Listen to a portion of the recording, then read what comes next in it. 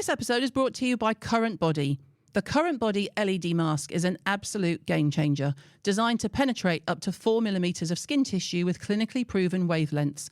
I've talked about the Current Body mask before, but here's more information on how and why it works.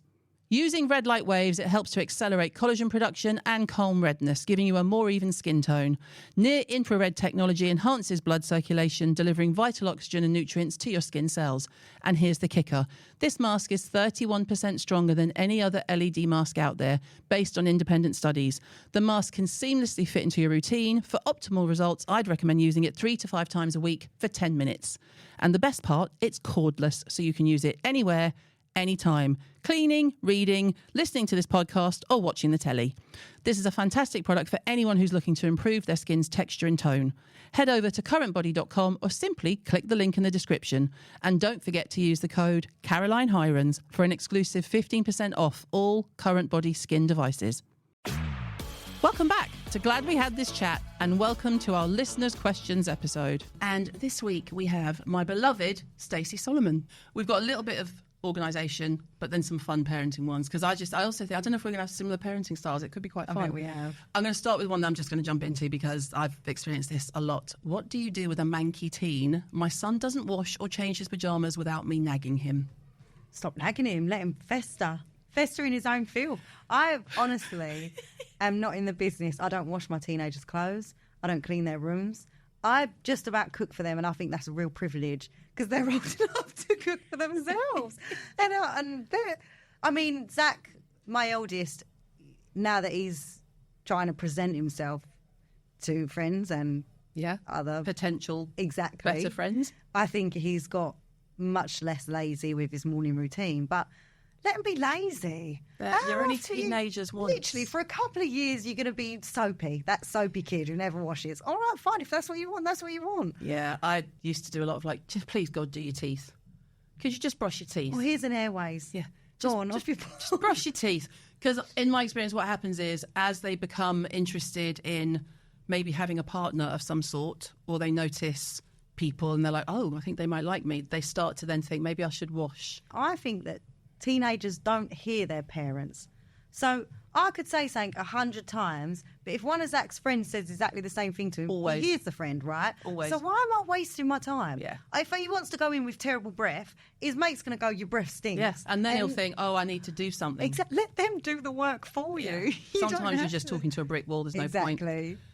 I'm pregnant and I'm in crippling anxiety about all the life changes ahead, including birth. That's normal.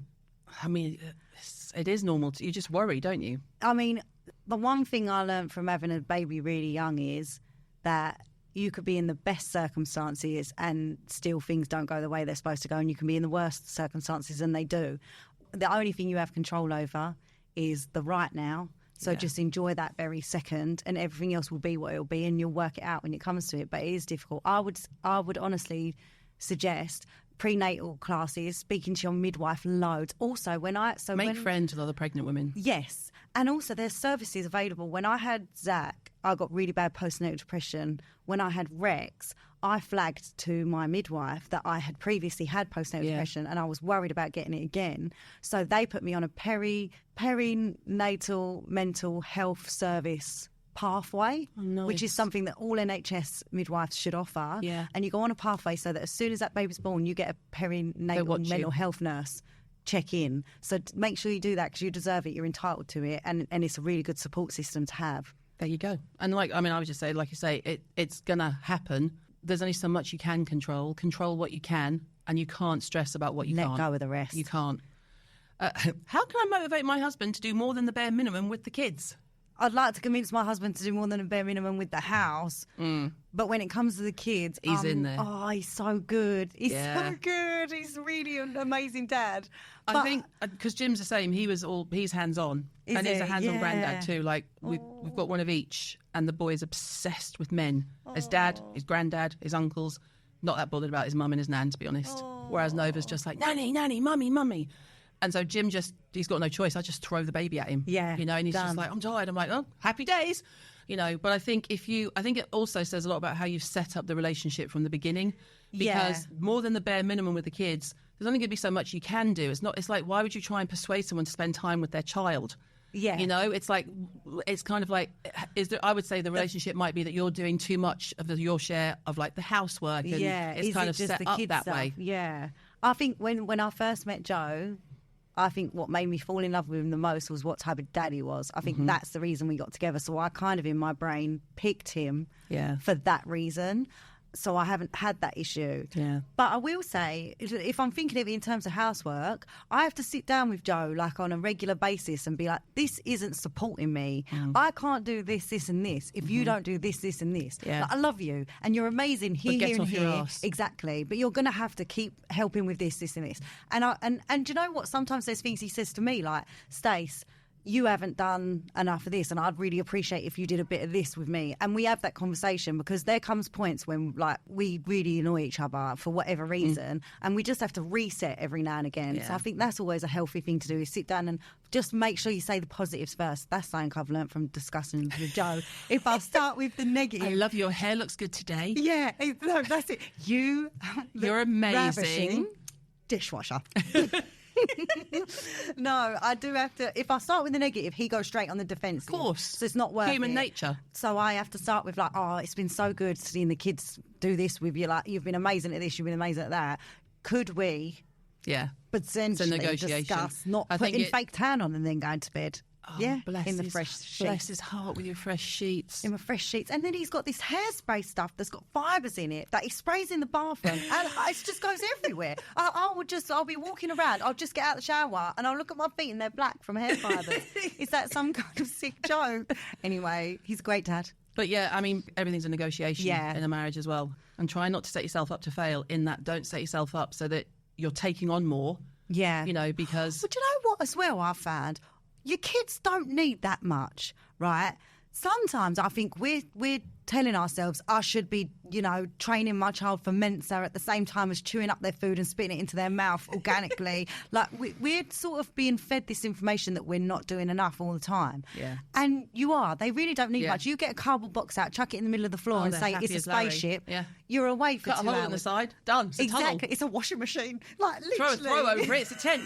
Done. That's your whole week's worth of play in one box.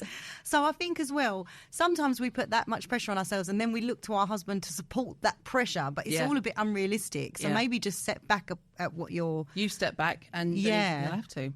My 2-year-old shows no interest in drinking anything except juice. Despite my attempts to only give him water, he refuses it and ends up drinking nothing. I would rather him have some sort of drink rather than nothing at all, so I end up giving in. Oh, for God's sake. Do you have any suggestions? Yeah, my suggestion is don't listen to whatever Stacey's going to say. I would say, no, I feel like I shouldn't say I wouldn't give my child a drink at all.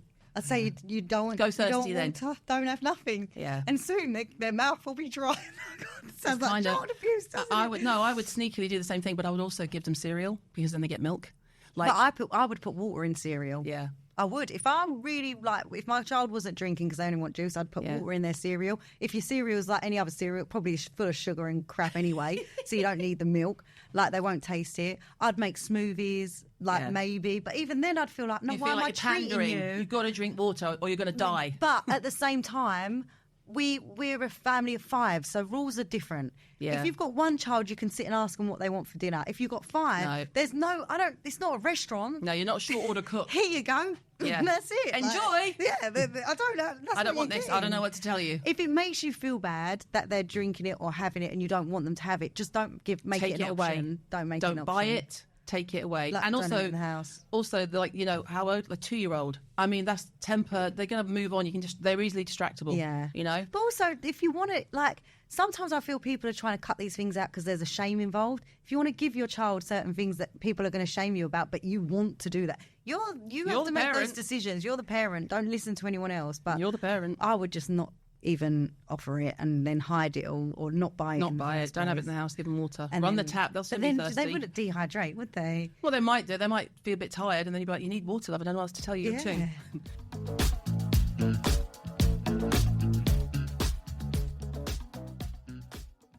This episode is obviously brought to you by the Skinrocks app. Your free to download ultimate guide to skincare made by me, all in one place. With a catalogue of over 24,000 products and over 600 expertly written articles and guides with new content daily, it really is your destination for your best skin yet. And I'm thrilled, because I can, to offer you an exclusive discount to unlock an elevated app experience with exclusive features and even more skincare expertise from me, plus so much more. Revolutionise the way you discover, shop and learn about skincare with our multi-award-winning app. Download the SkinRocks app for free and sign up to Premium with your exclusive code CHPOD, all in caps, to save £10 off your annual subscription. More details in the show notes.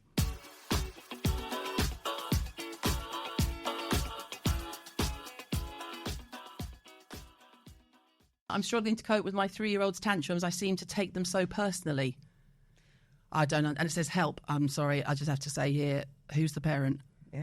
Well, you can't, anything that your kids say, and let me tell you now, it's only going to get worse when they're it older. gets so much worse. They are brutal. So, I've and got do you 4 know kids. what? 2 are horrible to me when they meet to. Oh, manipulative little shit. And cutthroat. They know what upsets you. So I have 2 kids that would never upset me, wouldn't dream of saying anything that might upset me, and 2 that actually don't give a shit about my problems and will just in say... fact, will twist the knife purposely. Stab you, twist the knife and then pull it I've out got one of those. and leave you bleeding on the floor, Oh, frankly. God. So when they're 3, step over them and ignore them. Just let them have a tantrum, step over them, ignore them, they'll soon come round. I think it's different in different circumstances. Yeah. If you're at home, I think you can step over them. Oh, yeah, socially, It's difficult. the eyebrow. And also, no, I can't say that either. What were you going to say? You know, I won't say it. But if you're out, you've got to have a silent signal. That is so obvious that you're at your very most upset. This is why we can't have cross. Botox. At the end of the day, that's humiliating for them as well as you. So actually, a lot of the time when you're screaming at them in the streets and everyone's watching, they end up getting worse because they're humiliated. Oh, I just at pick the them same up time. and walk off. Yeah, I've done that. Pick, Or if they're drag. small enough, pick, drag, whatever. I've had there's a kids hood on dragged that by a leg. coat. Oh, it's coming. I've dragged kids by the hood. I've dragged kids by a leg. I think they soon stop. It just happens. I feel the more people have open discussions about it, like I'm not. It's not something I would share of it happening with my kids. No. But if you can talk about it, you think, oh, good, I'm not the only one, and then it's less daunting when it does happen, and you've got a bit more power over it. It's quite funny seeing like us as parents versus grandparents, because as parents, I was always like, it's this and it's this and it's this, and with Nova, I'm like, do you want a treat? Don't you hate that though? And I'm like, yeah, well, what do you want? Didn't you hate that from your parents? Well, yeah, but they weren't. Yeah, I mean, but my mother-in-law was always quite. She would just do what we wanted. She'd be like, oh, we can have a little bit, love. You know, yeah, have a little bit of that. And she was never the top. Whereas I'm just like, whatever she wants, just like give. See, I find that really difficult. So now they're like, no more illegal snacks. I'm like, okay. So we had them at the weekend, and I was very good. I moved I call it the bottom drawer. I moved all the bottom drawer into the utility out the way, and said to Jim, if you need any of your shit, because he keeps jelly babies because he's type 1 diabetic. Do you know what? So I'm like, go and get it and don't bring it out. And they had not one illegal snack. I did very well, It's Stace. so interesting hearing it from a grandparent, though, because I think as a mum, you just think that's the only perspective, don't you? But actually, really, all you want to do is have that relationship where you can be more exciting and give the treats and not be the parent, because you've done the parenting part. I've done that. So I get it. Maybe it made me a bit more empathetic with my parents, because I'm always like, why are they still awake? And why have they had this? And did you give them juice? And actually, really, when I listen to how excited you get about giving them those snacks and stuff, I think, Well, Nova said to her mum, Mummy, let's play. You be me, and I'll be Nanny. And I was thinking, why are they telling me this? What's she done to me? So Lily, my daughter-in-law, goes, oh, hi, Nanny, can I have a treat? She set me up, literally set me up. Nova goes, I mean, she's 3, threw me straight under the bus. Nova went, come on then, but don't tell Mummy and Daddy what you want. I'm like, you little cow. I was like, right, that's it now. I'm never saying that again. Done. My 15-year-old daughter refuses to get out of bed and get ready for school in the mornings. Every day results in arguments, and I'm losing my mind. What is your best bit of advice to get through the teenage years? Xanax. Do you think? Teenage girls. I've never actually had a Xanax. I've just always wanted one. One of mine didn't want to get out of school at one point, and I would say that it's worth investigating why. Oh, because most obviously, teenagers 100% why. do want to go to school. Trust you to be like intelligent and realistic. No, but just I would say, like, when I was at school, I couldn't wait to get out of my house and go to school. Yeah. Couldn't wait. Yeah. I was like, all my friends are there. Yeah. We can, go behind the bike sheds and smoke and get a bottle of White Lightning after school and go over the park. That was life to me. It was so exciting. And Ava was the same and I was the same. I love going to school, but the boys not so much. Yeah, funny. The boys not so much. But is that because maybe they're struggling with something, or is it because their mates, they've not got friends there? So I would always just look into that as to why, because it should be the best years of their life, the most carefree, fun time of their life. But then also they could just be a lazy teenager who can't be bothered. I think it's a mixture of both. If that is the case, I would just take them in naked, not naked, but like in their pajamas. If you're not going to get dressed, you just go anyway. Get in the car. This is the time we leave. I'm taking you as you are. Yeah, and I get them in the car. It's difficult because like all of ours have got ADHD, and so obviously with the older ones it was undiagnosed because no one spoke about it. Yeah, and it was only one of Ava's teachers in like year 11 that was like, look, I think she might have ADHD because she's this, and this. And I was offended. I was like, how dare they think that? And then we did the quiz and it was like, Jim's like, look at me. And I'm like, yeah, it's me. Oh yeah, that's me. And so it's different in men and women, is it? Yeah, but it was the best thing that could have happened because I understood her more. The teacher was fantastic. She got extra time with her exams, but it made me understand like her personality in a nutshell and understand the boys because they obviously everyone's a different character. You know, you don't have 4 kids and they're all the same. Have you ever seen that TED Talk? It's called School Kills Creativity. Absolutely, it does. Oh, my God. Yeah. Because there's one type of kid. There's only one type of kid that suits school. Yeah. The rest of them don't. Yeah. And there's nothing for them. And I've got one of those children, really thrives in that kind of academic environment that's structured, that's the same thing day in, day out, week in, week out. Great. It's wonderful for him. Like an absolute wonder. But then some of my others, I actually don't know with the little ones as much. Yeah. They're too little. Yeah. But, you know, the other, no. He should have gone straight into a job or into some practical kind of apprenticeship and not been forced to take some of these archaic and some exams. of the classes they have to do, you know, it's just like painful. Oh, it's painful, especially when you're trying to fit a square peg into a round hole. And they've got to do, and everything's the same. It's all cookie cutter. And also, I'm like, are you joking me that the maths curriculum is still the same as 20 years ago when I went to school? You're still not teaching them APR and mortgages and practical maths and life maths. That's a reason. There's a reason they don't teach business because God they forbid love working debt. class kids grow up and know how to handle their money. Yeah, unbelievable. You know? I hate it. I do think it's archaic and it needs a huge reform. And in so many areas as well, they keep banging on about, oh, don't let your kids use social media. So essentially it's the parents' fault if they get on there. No, I tell you what, let's all come together and actually make a class about social media. Yeah, let them use social media because that's how they communicate. Literally. You either let them or they're going to do it behind your back. And you know, make silly they mistakes. said this thing like Ava told me once, like every kid's got like 4, at the time it's 4 Snapchat accounts.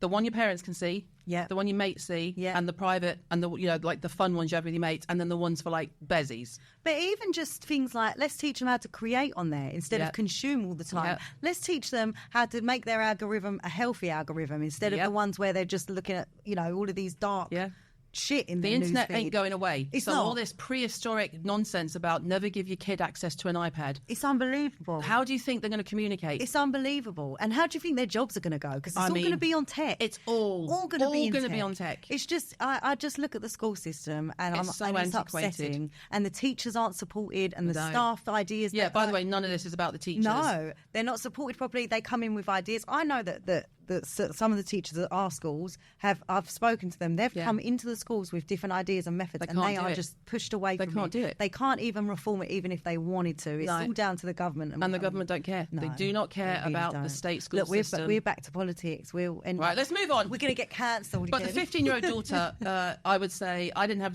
that experience with Ava, but I did with the boys. Yeah. And like, you do have to kind of say, is everything okay? Because lots of times they don't want to tell you as well. And something's going on if they're not excited. The main thing about teenagers, like we were saying earlier, that's when they need you the most. People think it's like, oh, when they're older, I'll have freedom. No, you won't. No. You've got to be, I say, like, it's more important that my kids, especially through the teenage years, living in central London, they need to be more afraid of letting me down than impressing their mates. Yeah.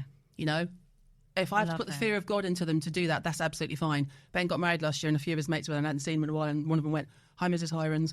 I was like, Mike, I've known you for 20. You can call me Caroline. He was like, no, I absolutely can't. And he went, I'm still absolutely terrified of you. I was like, don't be silly. And I gave him a big hug and he was like, no, I really love you, but I'm more scared of you than my mum. And I went, good. And walked off. Still got it. Last one. You're going to love this one. I desperately need your advice as my mother-in-law is a huge hoarder. Going to her house is like stepping into a time capsule that has exploded, and don't get me started on the kitchen. The hob is unusable as it's covered by pots, pans and utensils, 19 wooden spoons to be exact. I don't want to upset her, but any tips on how to politely intervene? oh, that's really difficult. Even we struggle to politely intervene and sort your life out. I think hoarder is different to somebody who's got a lot of stuff. Yeah. So hoarder there's a real clinical psychological problem, and they need therapy and help and support. If you're somebody or you've got a family member who just can't let go of things and just has a lot of clutter, I think probably the reason most people in that situation don't want to let go is because they don't know what's there. So your best bet is to start one place at a time, put it all out so they can see every single item from that space, and then say, what do you want and what don't we going to need? keep and what can we give to someone who needs it more than you do? Charity. It's all about, so whenever I'm doing Sort Your Life Out, for me, when the families walk into the warehouse, they're like, is this all ours? I didn't know I had this. And then they'll find little gems in there where they're like, oh, I thought I'd lost this. And that's really all they care about. Yeah. The mountains of stuff on top of that, they can let go of. But they've found this one thing that they thought might be there that they didn't know was there. And that's what stops them from letting go of anything else. So you have just got to take that same mentality and apply it to small spaces. Find your first cupboard, empty it out, put it in little sections and go through it. And hopefully one step at a time, you can help her to get... And also, like, if it's your mother-in-law, you're going to have to involve your partner because it's their mum. And also, there are ways of sneakily... Like if you've seen something under a pile that just chuck it, that is not fit for purpose anymore, you can go in and every time you go in, take a couple bits, just visit them a lot, or say, I've been looking for one of these, do you mind if I nab that? Most people who collect stuff are just waiting for somebody to say, I really need one of those. In case it's helpful. Exactly, for a rainy day. They're rainy day type people. So tell them you need it, take it and drop it off to charity. I mean, that might not work if it's 25 piles of magazines and newspapers. but 18 wooden spoons, you'll be like, oh, I've lost my wooden spoon. Can I borrow a couple? You won't believe this. I've lost that wooden spoon again. You won't believe this. I need that wooden spoon to get my teenager out of bed for school. I love this. Oh, thanks, Stacey. I feel like we could do listeners' questions like forever. We should just do a whole episode of just listeners' questions. Hoarders and mums. Hoarders, mums and more, we'll call it. Hoarders, mums and more. Thank you for coming to our TED Talk. Oh, I love you, Caroline. Thanks for listening. I'm back on Monday with a new guest, so make sure you tune in. Until then, I'm glad we had this chat. New episodes are available every Monday and Wednesday. Follow or subscribe now on Apple, Spotify, or wherever you get your podcasts. Glad We Had This Chat is produced by Wall to Wall Media.